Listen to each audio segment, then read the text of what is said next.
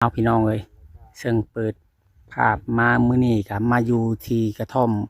บ่าวผู้เพิ่นอีกแล้วพี่น้องเลยเนาะก่อนอื่นก็สบายดีสวัสดีพ่อแม่พี่น้องFCที่เคารพและหักแพงเบิดสุขุสุกคน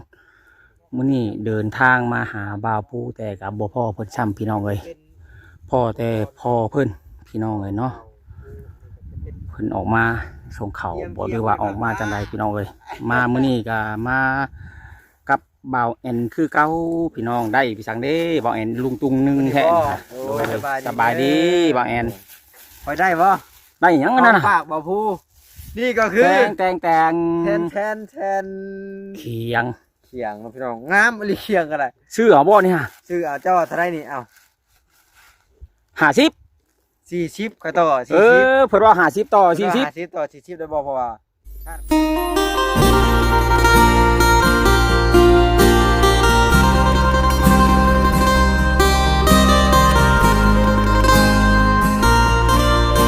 ข้านเคยซื้อนะต่อฮอดเขียงบ่แอนพี่น้อง งามอีหลีเด้เอาถือซื้อมาให้หยังอันนี้ฮะซื้อมาผักลาบซีนชิ้นบ่ทันมาพี่น้องเอ้ยซื้อเขียงมาก่อนบ่แอนนี่ฮะแล้วก็ว้าวแนวอุ่นท้องไว้ท่าแท้นี่มื้อใดนี่สิซื้อชิ้นนี่ทางเบิ่งนี่แล้วเป็นของค่อยตัวนี้ของเจ้าบ่ของค่อยตัวนี้ให้กินน้ำได้เด้อเสือนี่ไอ้ของบ่าวผู้แน่แล้วของกระไพแน่ของพ่อแล้วแน่อันนี้หาได้ถือตัวใดของข่อยน่ะถือก่อนเริ่มหิวแล้วนี่ตัวนี้นี่แม่นหยังอ่ะนะฮะตัวนี้กินน้ำกันตัวนี้กินน้ำกันกับบ่าวกับไผบ่าวผู้แล้วก็ทั้งพ่อบ่าวผู้พร้อมบ่แม่นชื่อข้าวพร้อมแล้วนี่4คนพี่น้องถือพอจะหิวตัวนี้ปึ๊บหลายแท้บ่าวกับไผถือนี่เป็นมื้อแน่พี่น้องพุ่นน่ะบ่อันนี้ชื่อตัวนี้จะเขียงลุงตุงนั่งอันนี้ฮะมาก็พอดีว่าประสบบ่เห็นบ่าวผู้เนาะลาไปหากินลาไปใส่มองได้มองใหม่บ่ทันได้ไปใส่จักเทื่อเพิ่นว่าแฟนได้เถียงกันพี่น้องครับแม่นแฟนมาบาดนี้สะอาดขึ้นลายขึ้นมาเทิงเพิ่นละบ่ไผแม่นมาก็เห็นพ่อเพิ่นขึ้นมาพี่นี่มาพี่ไปมันน่ะผมล้มไปแล้วพี่ผมเย็นไปเลยปึ๊บยันนี่เพิ่นฮักพี่น้องเอ้ยป้าอันนี้ก้อนนี่เอาไว้ก่อนเคียงซื้อมาไว้ยังบ่ทันได้ชีดงัวว้าวเป็นตายอุ่นท้องได้พี่น้องบ่แอนนี่ให้กำลังใจบ่าวของไผก่อนแล้วเนาะจะบ่าวของไผบ่มาเป็นหมู่เฮ็ดได้ไดมาแล้วคำบ่ค่าเวียกสบายดีพ่อตู้โดยสบายดีโอ้ฮ้อนแท้แค่เสียก่อนบ่แอนก็ได้ฮ้อนมาหาลูกชายบ่หรือว่ามาหาลูกชายแหละเอางัวมาเขาปลูกไว้ได้สิไปเก็บเห็ดมาส่งข้าวเพิ่นบ่หรือว่ามาลิ้นนะเพิ่นซื่อเก็บเฮ็ดหยังอ่ะนะเห็ดดินออกลายบ่เขาเจ้าได้หลายได้นะทางเจ้าเห็ดถุงขายอยู่แล้วเนี่ยคนสิย่างไปว่ะเก็บคำเห็นเก็บมาฝากเด้อที่ซื้อมาแกงเนาะอันนี้เคียงชุดหรูบ่เคียงนี่เอาไว้นี่ก็ได้บ่มอบก็ได้กินบ่เอ็มร้อยข่อยกินตัวนี้เด้อข่อยบ่ค่อยตัวนี้ข่อยนี่จะเอ็มร้อยบ่ผู้กินบ่เอ็มร้อยบ่กินบ่มันกินบ่กินบ่เอ็มร้อยนี่ทำไมข่อยกินเอ็มร้อยเขาบ่กินกับมันนับเป๊ปซี่น้ำเป๊ปซี่ก็บ่ให้กินเอ็มร้อยก็บ่ให้กินแต่มันกินยานั่นแต่เขาบ่ให้กินมันเป็นประสาทพิษบ่เอาพวกเป็นประสาทมันกินแล้วเป็นประสาทแล้วค่อยจะถามคำว่าเราเป็นประสาทเราเป็นอธิบายฟังดูทางผู้ใหญ่ก็จะพูดนี่จะเกลียดนี่อันมันตึงตั้งแค่บ่เห็นมัดไว้นะบ่เห็นเอาไม้เต็งไว้ป่ะนี่พี่น้องกูมันยาแล้วเดี๋ยวนี้อธิบายด้วยคำว่าประสาทเราเป็นประสาทเป็นไม่ได้ผู้ใหญ่เพิ่นให้ฟังมาถามมันกินยาม่าแล้วไปบำบัดแล้วไปกินยาเขาแล้วเขาให้คลัม1 M100 2 อันนับเป๊ปซี่เขาก็บ่ให้กินเท่านั้นแล้ว ว่าง่ายๆก็ พวก เมื่อ พวกเป็นประสาทนี่นะ เมื่อ เรา ก่อนนี่ วายบ่ตอนเราเป็นประสาทเพิ่นอยากฮู้นะแล้วด่าคนบ่ทำผู้ใหญ่อยากฮู้นะ มันเว่าผู้เดียวอิ่มผู้เดียวเลย อืม ข่อยเอาไปเล่าเมืองมาบัดนี้มันก็ใคร แล้วบ่ได้ตีคนบ่ บ่ไร ญาติว่า บ่ได้ จะ พา ไป พา หา แทง บ่ ไปบ่พอแต่ว่าไปผู้เดียว ว่าผู้เดียวคันสมมุติว่าเห็นเจ้าบ่เรื่องกันนี่ไปเมื่อปลาเมื่อโคกนี่ แล่น มัน พบ เว้น บ่ อีกบ่มันเว้น บ่อยากเห็นเฮาว่าง่ายกันเนาะ คันถามมันวันนั้นบัดนี้ข่อยเอาไปอยู่ในอีบ่นี่เอาไปรักเจ้าฮกมาใครนี่ข่อยเอาไปลองมึงตัดออด เออ ข่อยเอิ้นหมู่เอิ้นนะคนบักหลายๆแบบนี้มาได้กินข้าวมันก็เข้ามาแล้วแหละ แต่ว่าเดี๋ยวนี้เศร้าอักแล้วเดี๋ยวนี้เนาะ มันใครแล้วเดี๋ยวนี้มันก็ อืม อยากอิ่มจังน้อยอยู่ดอกแต่ว่ามันประสาทมันบอกข่อยว่ามึงเป็นแน่ไดอันนี้ก็ว่าผู้หนึงผู้เดียวยมมันว่าบัดมันขึ้นมันจะขึ้นเป็นยามมัน อืม ประสาทมันขึ้นระหว่างได้บ่นี่หนุ่มรุ่มน้องงอนนี่ อยู่ชั้นงอนบ่ เออ ถ้าว่าเอาเราไปกินยากินยานี่เศร้าบ่เอาไปปวน เช้าข่อยเอาไปทีนึงเลย กินยาอัน โอ้ยยาอันนี้มันแพงยาอัน เท่าไหร่น่ะ กินอันนี้แต่ว่าข่อยบ่ได้เสียเงิน แต่ว่าเอาไปน้ำบนโครงการเขา เป็นยาโครงการ นอกค่ายรักษาหกอันนี้ ถ้าว่าเฮาไปยื่นเอานี่เพิ่นก็ให้บ่ หาย เออ แพงบ่หลายปานได้แพง สุด1,900,000 สุด1,900,000กินกุ้มจักเดือน เม็ดหนึงหันกินได้อัน4คนเห็นว่าอันนั้นโลดเขาบ่ได้ให้กินหลายได้เขาให้ เม็ด กิ หนึง ให้ นี่กินได้4คนคำว่าผู้เดียวนี่4มื้อพุ่นได้เนาะ เขาให้กินเม็ดเนาะอันเป็นเฟื่องนะ เออ เขาทำเป็นชิ้น ตม เนาะ ว่เขาให้เป็นชิ้นถ้าเจ้าบ่กิน อยู่ในรักษาหกเลยเขายืนน่ะเจ้าบ่กินเขายืนอยู่นี่กินนี้นี่คันถามว่าเจ้าบ่กินเลยเขาใส่น้ำนี่ใส่น้ำตุกนี่ไปยืนหน่อยแต่ละคนนะพวกบัดในรักษาหกนี่เด้ ก็คือบ่พูนี่อันจักปีแล้วที่เราออกมาจากชุมบำบัดนี่ โอ้หลายเติบหลาย5 6 7 ปีเลยได้ แต่ค่ะเราออกมานี่เราก็เศร้าเลย ก็ใครอยู่สมมุติว่าอันเฮาไปเฮ็ดนาเขานะผู้อันคอยไถนาก็พวกไปมันกินตามนั่นแหละมันลุกไปจับรถไถรถไถนาก็เป็นดำนาก็เป็น ลูกก้าก็ไหวเฮ็ดเป็นเบิดคันใช้กันจุ่มเจ้าใช้นี่มีการใช้มันเฮ็ดนั่นเฮ็ดนี่เป็นเบิดมือ โทษแต่คุดกิโลบ่ทัน กับกระปูมันเลิกเมื่อย บ่ทันเราอ่ะ เป็นเบิด แต่ว่าเรื่องยานี่ยากหักแล้วเนาะปัจจุบัน โอ้ย นี่ มันบ่กินเดี๋ยวนี้ มั มันยาแล้วข่อยว่าให้ยา ตั้งแต่เราออกมานี่ เออ เราบ่เคยเข้าไปยุ่งเกี่ยวบ่เคยเข้าไปพัวพัน มื้อหน้าบ่แอนนี่ชื่อตัวนี้มาฝากเราพี่น้องโออิชินี่กินได้เนาะ ได้ มันเป็นยาอัน นมได้ โตชูกำลังเป็นนมเนาะพี่น้องเนาะ อันตามเขาบอกมาน้ำใบแจ้งการแต่เฮาเอามาได้วินะเป็นM100เป็นอันน้ำเป๊ปซี่เขาบ่ให้กินมันแห้ง โดนแล้วเนาะ มันยังบ่ได้มีขาย โดนแล้วเพิ่นแจ้งมาที่ว่าบ่ให้กินน้ำเป๊ปซี่กับไวน์ โดนแล้ว แต่ว่ายังบ่ได้ชิมเบิ่งจักเทื่อ บ่กับกาแฟนะกาแฟมันแห้งบ่ใกล้กาแฟมันแห้งบ่กินเพชองอ่ะ กินเนาะแอนก็บ่ค่อยกินดอกอันนี้มันกินแล้วมันเส้นบ่แอนก็ได้ กินแล้วมันแห้งบ่ มันเส้นได้บ่แอนกิน มันเห็นได้นี่ได้ บ่แอนจังเส้นได้ คันเฮากินหลายฮะข่อยก็อยากเช่นเนี่ยคำกินฮอดท้อง ก็จังเส้นได้ อยู่หันเขาบ่ให้ขายได้ อืม อยู่ทางบนบำบัดเขาบ่ให้ขาย มันบ่คือรัก35 บ่แอนไม่ได้กินตัวนี้โออิชินี่บ่แอนกิน เป็นนมเพิ่นกินนมอันจะช่อยหาเลยได้ข่อยมีได้ชื่อนมไปฝากแต่กี้ข่อยเอาไป6เดือน โดย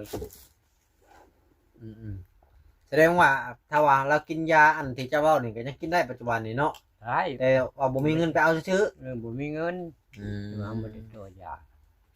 ก็พอดีว่ามื้อนี้ค่อยก็มีแนวมาฝากเจ้าได้พ่อ น้ำเท่านั่นก็มีอยู่แต่ว่ามันทำบ่แพงเราจึงได้100,000ข่อยบ่มีเงิน แสนหนึ่ง น้ำตาลบ่บุญจักและยานี่เราฮู้เบิด แสนกีบนี่บ่ แท้จริงนี่น้ำตาล เอ้า หมอ จะว่าบาปูมาแล้วจักนี่คือเห็นตัวนี้จะว่าอยู่นี่เก่าบ่ บ่มันอยู่นี่แต่เฮงคนงาม คือมันทั้งลูกก็มีเกิด ไม่ มาฝาก เกิดไม่ปาโทรพี่น้องเลยบ่าวแอนมาซื้อไผ่ ผู้หลาย น้องพี่น้องนี่ซื้อเกิดมาให้เพิ่นนี่ ๆผู้หลายๆเด้อ บ่าวพูมาจักดอกเกิดมา2โต เอามุมออกกว้างๆของบ่เห็นเนาะเกิดแล้วก็ส่งกับเสื้อของงามได้นี่ คือมองดูงามอยู่ได้น่ะเสื้อผู้เฒ่าได้เอาสไตล์ของผู้เฒ่าได้มันแบบนุ่งเย็นนะส่งนุ่งง่ายนี่เนาะ ส่ง ต้องนุ่ง นุ่ง ง่า ง่าย ยพี่น้องเอ้ย ขอบคุณขอบใจเลย แล้วก็เสื้อก็นุ่งง่ายเพิ่ง FC มันเบิ่งด้วยนี่เสื้อไว้ใส่ไปออกงานได้เสยงามเลยปีหน้านะพี่ปีหน้านะพี่อันเด้ มีถุงอีกพี่น้องถุงเสื้ออีก งาม ขัดปันหยังบัดนี้ฮะ นั่นแหละเจ้าจะถามเจ้าจะคนบ้านเขาติดตามผู้เขาเปิดได้เปิดได้โทรศัพท์เปิดมันได้มันได้ พอทางผู้หลักผู้ใหญ่เพิ่นฝากมาซื้อให้ โดย ผู้ใหญ่ทางเอื้อจุลี่ผู้ที่ชื่อดินในบาพูนั่นแหละเห็นว่าเห็นเจ้าบุมีเกิดก็เลยฝากมาแต่ก็ซื้อเกี่ยวมาเจ้าแน่ บ่าว มา ปู ผมเห็นเพิ่นช้ำวันนี้ เรา เนาะ เป็นคนง่ายๆบ่าวปูเนาะ นี่ เรื่องดินเรื่องดอนนี่ คุณบอกว่า บ่เลือกอีกเราว่าแต่มีผู้ซื้อให้อยู่ได้เบิด ใช้ก็ได้แล้ว แม่นอยู่ใส่ก็ได้อยู่ใกล้ผีซ่ากับบ่ญาติเฮาอ่ะแต่ว่าเฮามาผิดสังเกตที่ว่าเราบ่มักผู้หญิงบ่อยากได้ผู้หญิงเดี๋ยวนี้มันเป็นหยังพอคือ เรา ว่า เคยอกหักบ่ออกทามไปนี่ มันบุได้ลงไปจากเถื่อ บ่เจ้าอ่ะเราไปทายเราเคยล้มเลยว่ะล้มสาวในโทรศัพท์ แต่ผู้หญิงสมาแต่งเอายังบ่เอาอะนะ เดี๋ยวนี้มันไปชนเดี๋ยวนี้ แต่ก่อนนั่นแหละยันเคยอกหักแต่ก่อน มันไปหาเงินก็ได้อยู่แต่กี้แต่มันไม่เป็นอย่างมันมันได้เงินมาว่าหลายเท่าได้เป็นแสนได้มากจังว่าก็เป็นจีนักแห้งมือหนึ่งเท่าไร5 เม็ดคอยเปิดบูจ้ะกินกระมู แต่ก่อนอะไรแต่ถ้าเงินไปแชร์บ่มาตรงเทศลำอีกนะ มันมาที่กรุงเทพฯอีก เพิ่นไปเฮ็ดงานยังพอ อยากจะมาเหตุงานอย่าง เพิ่นเว้านำเฮาเมื่อวานนี่ว่าไปเฮ็ดงานเป็นเด็กเสิร์ฟดังจอกดังจาน โอ้ เพิ่ ย น ยันแมน เมื่อวานนี่ แต่มันไปเป็นเรื่องมันเป็นคนหูผู้ดีคือเพียงนี่ว่ามันยังเรียกการนี่ในเฮือนในซ้ำนิดเบิดเป็นให้ดับลกลกกาได้มือหนึ่ง คือผมเพิ่นนี่ 200 300 ตะกี้มีหลายอยู่บ่ผมหรือว่าแบบนี้แต่ก่อนน่ะ หลายเพิ่นเฮ็ดแบบนี้ได้เพิ่นตัดเอง ตัดออกบ่น่ะบ่แม่นลดบ่ บ่เพิ่นมีจักเจียเลยมีกระตัดนี่ข่อยว่าข่อยเพิ่นตัดเองมันบ่ได้ให้คนอื่นตัดให้จักเทื่อ โอ้ ตัดเองเบิดยังแม่นแล้ว ข่อย ก็ตัด นึกว่ามัน บ้านคือกัน มันหล่นออกนะเพิ่นว่าว่าหล่นโคกๆมือเดียวเบิดเอา บ่ตัดคือว่าหล่นบ่ตัดเอง ก็แม่นนะมันหล่นเนาะตันมันก็หล่นลงแล้ว โคกๆดิเป็นอย่างนั้นเนาะพี่น้องเอ้ยแต่มามื้อนี้ก็ยังบ่ทันเห็นบ่ทันพ่อบ่ผู้พี่น้องเอ้ยเพิ่นไป เพิ่นไปใช้เบ็ดบ่รู้ว่าไปใส่มอง โอ้ยยันไปใช้มองยันไปลายมองไปลายก็ได้อยู่ได้แม่นเด้เอามองไปแล้ว ย่านไป คือว่ามาบ่เห็นทองมองเพิ่น เลยแม่นไปลายมอง เพราะ ไป ว่า ก็ได้เด้ ได้มองใหม่ยังบ่ได้ไปใช้เทื่อเนาะเพิ่นว่านะ อันเพิ่นเอามองไปชั้นนั่นแหละไปใส่กันหาได้เลย เออ เมื่อนั้นเพิ่นก็หายปล่อยพวกโตเพิ่นได้ปลามาตัวหนึงจับแขนนี่อ้าวบ่ว่านี่จะฝากชื่อปลาทูมันแพงได้ผู้เอ้ยตัวได้โตหนึง5,000 กีบเด้ โอ้แล้วก็ผู้ใหญ่ฝากมาถามเพิ่นตอนนั้นเพิ่นมาว่า มันแพงปลาทูอ่ะนะ ข้อยสิถามเพิ่นว่าเพิ่นมักกินหยังอาหารโปรดของเพิ่นมักกินหยังน่ะ เพิ่นมักกัน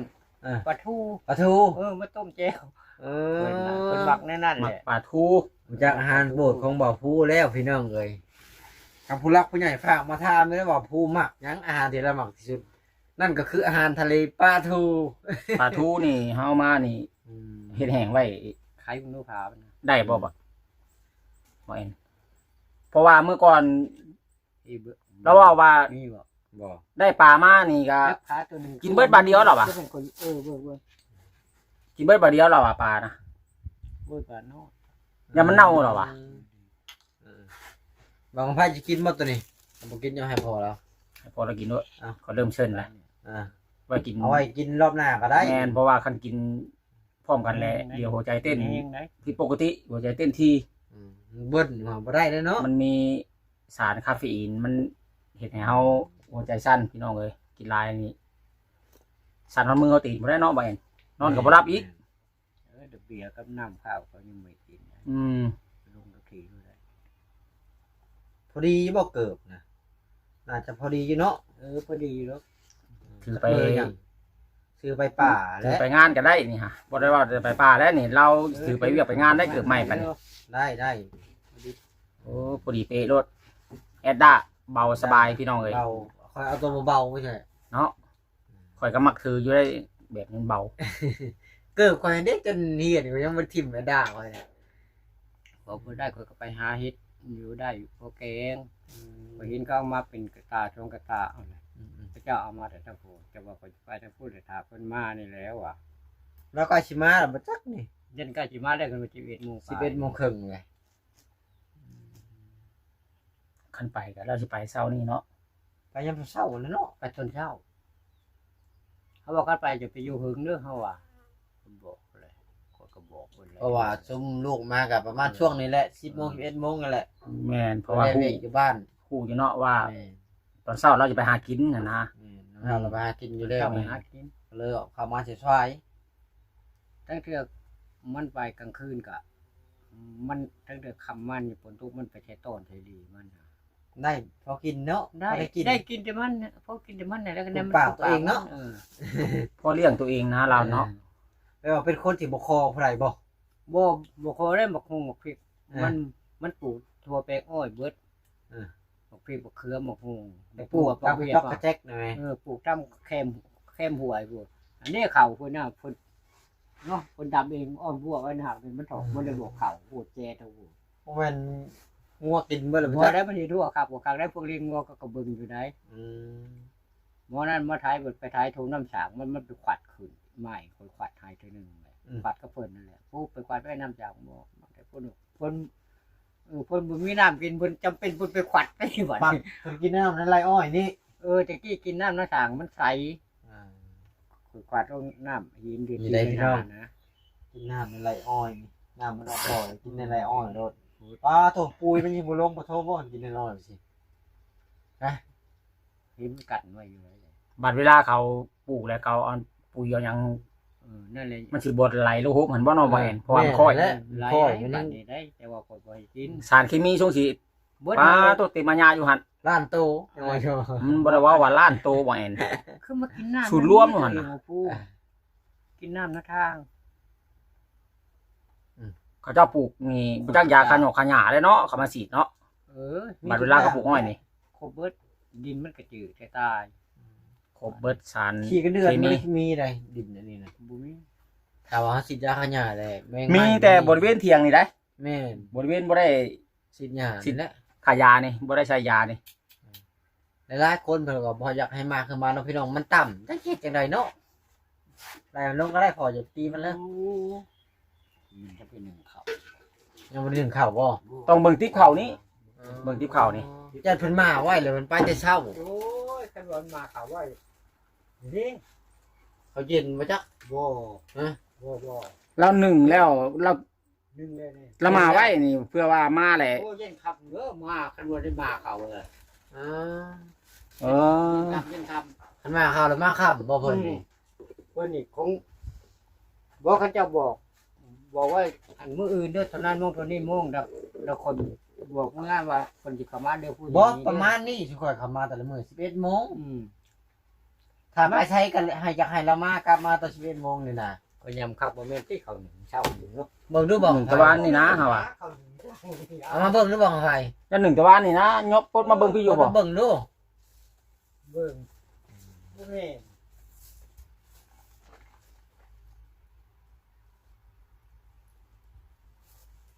คันว่าเราไปแล้วต้อง หนึ่งเช้าหนึ่งคือบ่แข็ง เอาเข้าไปนำแหละ บ่แม่นเด้อ ห่าน เบิ่งบ่ไฟก็จับเบิ่งจักโลด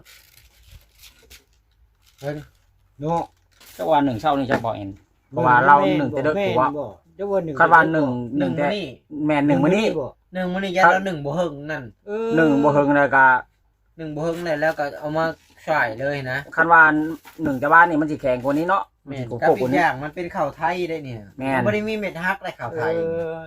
สิเป็นหนึ่งเช้า นี่ นี้เนาะ เท่านี้แล้วหนึ่งบ่เฮิงมันบ่เหนียวหนึ่งบ่เฮิงนะ มันบ่คือข้าวลาวมันสิมีมิด ข้าวลาวมันเป็นฮัก ฮักเม็ดบ่ฮัก ข้าวเขาฮักเกตมาได้ชื่อเป็นทงนี่ อย่าแต่คำที่พอคันว่าเอาคันว่ามาเข้าอย่าแต่คำบ่ละไปนะจังมานะ เย็นคำเด้อนี่คันได้มาเขาเลยพูดเลย3-4โมงแล้ว เออ เพิ่นนี่ได้แม่น ว่าง่ายๆก็ไปหากินจนเท่าได้ แนวมากินพี่น้องเอ้ย เดือกกันได้น้องหมกน้องไหวเดือกกับ ช่างดูดิถึงกับพายพื้น มันน่ะ คันได้ไปแล้ว จนได้ทั้งเทื่อกับนกตกนกท่านกขุ่ม ไปหากิน ได้อยู่มื้อนั้นก็ได้นกท่าจ้องตัวเพิ่นว่าเพิ่นให้ข่อยตัวหนึงคันตัวเดียวเพิ่นว่าเอาเด้อว่ามันจุดนั้นน่ะ หาอยู่นกขุมคือกันเพิ่นได้ข่อยบ่เอาดอกเอาไว้เพิ่นกินแต่มื้อนั้นเอาบ่ไข่ด้วยแหละที่ว่าบ่เอาไว้กินโลด แล้วอ่อนเพิ่นก็เริ่มมาไทยได้เนาะนี่ ไข่ดิ คนเอื่อนนี่ก็ปลูกได้นี่เนาะ คนอื่นนี่ปลูกแล้วนี่ครับลูกปาน3แล้วก็กระถายปานจีนแล้วก็ปลูกแล้วนี่ เราไปหากิน ไปตัด เพื่อสิได้พี่น้องเอ้ยข้าวได้พอกินพุ่นแล้วจังมา มื้อนี้กินนี่แล้วบ่มาบ่สะเทือกบ่ได้นี่ บ่มาได้มันไปจนได้เด้ คันว่าบ่ได้ในหนึ่งต้องได้ในหนึ่งแม่นบ่ สมมุติว่ามันได้มองมันไปลายปลามันเอามาแม่นอีหลีปลาหวยน่ะมีแต่ตัวเฮานี่ได้คันมองอัน2เส้นครึ่ง มองพอดีลม2นิ้วเนาะ แม่น โอ้ยแม่ ซื้อมองใหม่ยังบ่ได้ไปใส่จักเทื่อ ยัง เพิ่นสิไปลองมื้อนี้แหละพี่น้อง เอ้ เอ้ ย ย มื้อนี้แหละแม่แล้วมองไปแล้วจะบ่เห็นมอง แต่ว่าปวดน้ำปลาถึกมองหลาย จักว่าได้มาเต็มของไปตัวเนาะ ย่าน ได้แท้มันไป ของก็ของใหม่เอาไปใช้ได้หั่นดิ ของก็ไม่ ไปเลยได้น่ะ เป็นเอาไปเบิดบ่ อ่า แม่นแล้วเอาไปเบิด ของเอาไปแล้วพอของใหม่เด้ไปได้ของใหม่ไปชื่อมา พี่น้องเอ้ยมื้อนี้ ชื่อข้าวมากินกับเพิ่นมื้อนี้ ก็เลยบ่พอครับ พ่อก็มีแต่ว่าสิแบ่งไว้ให้เรานี่แหละ แม่น แบ่งไว้ให้ทางพ่อแล้วกับบ่ผู้ เฮาหอยไว้นี่มาเพิ่นเห็นเพิ่นนั่นดอกข่อยมาแต่เที่ยวบ่ นี่ได้ดีพ่อใส่นี่ ไว้ ข่อยมาแต่เที่ยวบ่เห็นมีปัญหากินก็หอยไว้นี้ อืมเพราะว่าทั้งพ่อเพิ่นนี่ก็สิไปเก็บเฮ็ดดิน ไปหาผม บางเทื่อมันได้หลายก็พอได้ไปขายซื้อจะสอกยาสูบเนาะว่าบ่ได้ได้เทื่อนหมาน ได้อยู่ เพราะว่าบ่ผู้ไปหากินบ่มาง่ายเฮากับ คือบ่ผู้นี่กาแฟแล้วก็บ่กินเนาะ บ่ใกล้เพิ่นนี่ มักกับปลาทู บ่สูบบ่หรือว่าถ้ามีก็สูบถ้าบ่มีก็บ่สูบ มีก็บ่สูบเฮาก็บ่อยากให้สูบกันได้ แม่นเฮาว่า ดีแหละบ่ต้อง หายาเลยโลดเฮาว่า บ่ซื้อมาให้เพิ่นก็อย่า แม่ ได้ น้อยยาคนไปชื่อได้คน บ่ต้องซื้อมาให้เพิ่น อันว่าแล้วว่าจะมันจะชื่อยาสูบ เดี๋ยวเราสิกลับมาอีกเนาะ ยา เดี๋ยวกลับมาสูบอีก เพิ่นก็อย่า ชื่อเด้อคนว่านั่นนี่ผู้มันจะไปสูบยาถ้าไปสูบยาคนหมู่มาใกล้มันยาดอกบักนึง บ่ต้องให้เพิ่นสูบอย่า บอกอยู่ เดี๋ยวมื้อนั้นไม่บ่เอ็นเข้ามานี่บ่เอ็นสิซื้อปลาทูมาให้เพิ่น เดี๋ยวจะฝากชื่อลุงคนว่าคันชื่อว่ามันสิตีปลาทูตัวหาพันชำนินนะบ้านนั่นนะ โดย พอบอก ปลาทู ชื่อว่าเนี่ยปลาทูอันเพิ่นทอดแล้วบ่ บัวแล้วปลาทูโทษคือการปลาทูอัน เป็นนี่แหละ เป็นคือการ ดิบนี่แหละ ทูดิบคือการ อยู่ตลาดโลเท่าไหร่50เนาะ มันแพง แล้วได้ตัวน้อยตัวใหญ่ ก็บอกก็40เนาะ แม่นมันมีตัวน้อยตัวใหญ่พี่น้องเอ้ย ว่าตัวใหญ่แบบมันแพงตัวน้อยเลยข่อยว่า ก็ตัวใหญ่นี่นะมันก็ได้น้อยตัวละเก็บเป็นแข็งกันดิ แม่น ข่อยไปชื่อเดือนหนึงแล้วข่อยชื่อ โลนึงก็ประมาณ4โต แม่ เนาะ นแม่น ข่อยชื่อ10,000มันสิได้ มื้ออื่น ที่ช่องตู้ มื้ออื่นบ่ได้ซื้อที่ปลาทูน่ะได้เขียงได้บอกเราอยู่เด้อมื้ออื่นพอบ่แอนเพิ่นซื้อเขียงมาเพิ่นว่าสิลาบงัวน่ะ พี่น้องแม่นบ่ว่าแอนหรือว่าเว้าหยอกบ่าวกันไปซื่อ ก็ฟังเบิ่งนี่แล้วเดี๋ยวบอยเอ็นก็สิแชทบอกอีกทีนึงก็อาจจะมีอยู่ได้ อาจจะพี่น้องเอ้ย อาจจะมีเลยพี่น้องบ่ได้เคียงงามขนาดนี้ แม่นแต่ว่าบอกทางอันถ้าพ่อเพิ่นนี่ให้บ่ผู้อยู่มื้ออื่นเนาะบ่ให้ไปหากิน แม่ถ้าพ่อก็ออกมานี่ก็ได้ แม่น ออกคือกัน เฮาย่านมาแหละบ่พ่อนั่นนี่แหละนะ น้ำอยู่เนาะเขียน ถ้าเขายังเห็ดงามเลยพี่น้องเปี้ยงผักเลยเลื่อมไปตามพยักอำผัก ไม่หยังเนาะ อย่าไม่อันนี้เขาเห็ดเกี่ยงไปเขียนครับ เกี้ยงผักเลยเนาะจนบ่มีเสียดในรูปแล้วนะ เดี๋ยวมุ้งพี่น้องเอ้ย บ่เคียงไม่ใช่บ่แม่นเคียงผักในเคียงซอยเลยเนี่ย แม่น ผักแตกตอกแล้วนี่เขาว่าเนี่ย ผักเพื่อง ผักแตกเลย ผ่าเพื่องเลยแล้ว ผักกระดูกนี่บ่ได้ดอกนี่ กระดูกแตกตอกเลยนี่สำหรับซอยหอมนะซอยหอมจะเอามาซอยซีนกับเบาพูนแหละ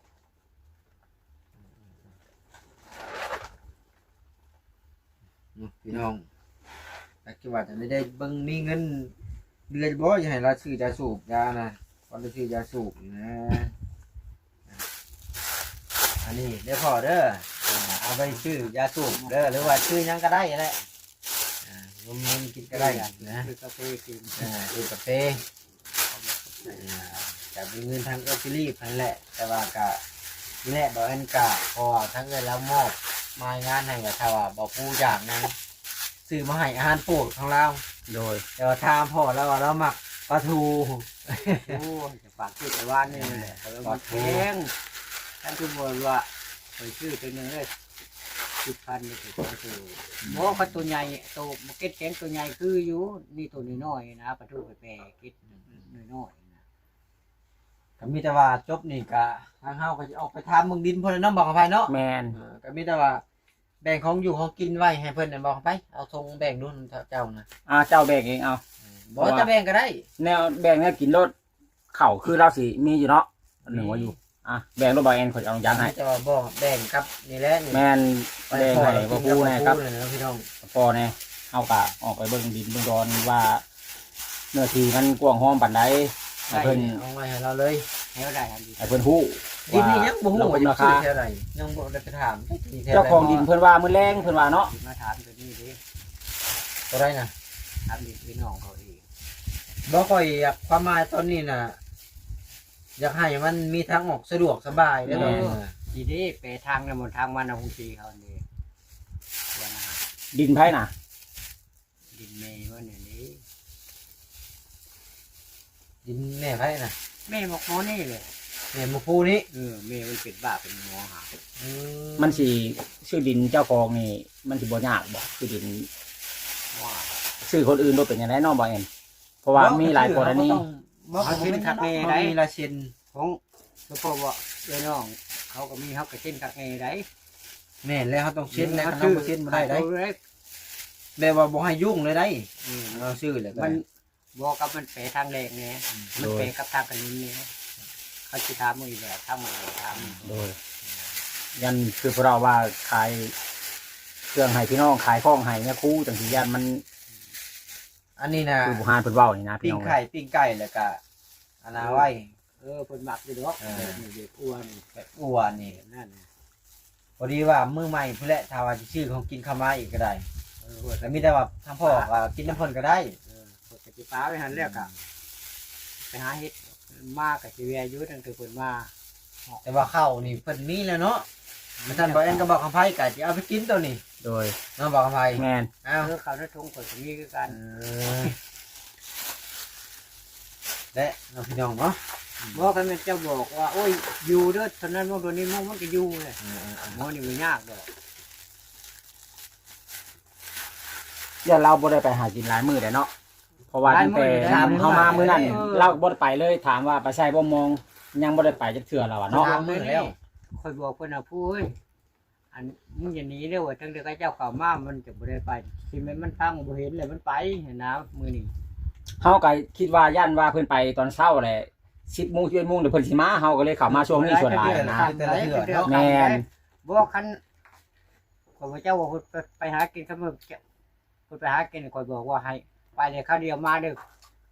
คันว่าเฮามาแต่เช้าว่าย่านบ่เห็นหั่น มั นะ นยังข้าวเดียวมันก็ยังมาข้อยบ่ได้มาตอนเช้า โดย มื้อนี้แหละบางทีก็อาจจะซื้ออันนั้นมาให้เพิ่นปลาทู เนี่ยเพิ่นมักเนาะ แล้วเพิ่นมักมันก็อาจจะซื้อชิ้นมะละบ่บอกพาอยากรับชิ้นบ่ แล้วแต่บ่แอนแล้วเนาะเนาะถ้าพอบ่แอนชื่อมากะกินเนาะเฮ็ดจังได๋ค่ะ ก็มาเฮ็ดกินนำกันนี่แหละก็บอกครู โดย คือมื้อนี้ก็ตั้งใจว่าสิซื้อของกินมากินนำกันกับเพิ่นนี่แหละนี่เพื่อให้เพิ่นอยากเห็นนะ อยา นะ กเห็นเฮากินร่วมกันเนาะยังบ่ได้เห็น มันบ่มีแนวเฮ็ดนี่มานั่งทามกันป๊อกสิพุ่นโอ้ยมันบ่คักเพิ่นว่า แม่นอยู่พี่น้องเอ้ย รักไปจังรักแหวเพิ่นบ่นั่น รักมองเพิ่นแหละเพิ่นสาน อันนั้นเนี่ยเอาไปใช้ได้เลยมันติดกับใหม่บ่ไปที่เพิ่มแยกเถือเนี่ย เฮ็ดกับไม้เด้ ก็ไม่ เนาะ มันไปใช้แบบ ครับพี่น้องสำหรับคลิปนี้ก็บ่มีหยังหลายเด้อ เนี่ยนี่ได้ไปเห็นนะ ขอตัวจบคลิปก่อนไอ้พ่อมันกินไหนที่ไหนที่ไหนพี่น้อง ชีวิตอัน เบิ่ง เพิ่นไปใช้อันเวลานับไหลเลยอย่างนี้น้อง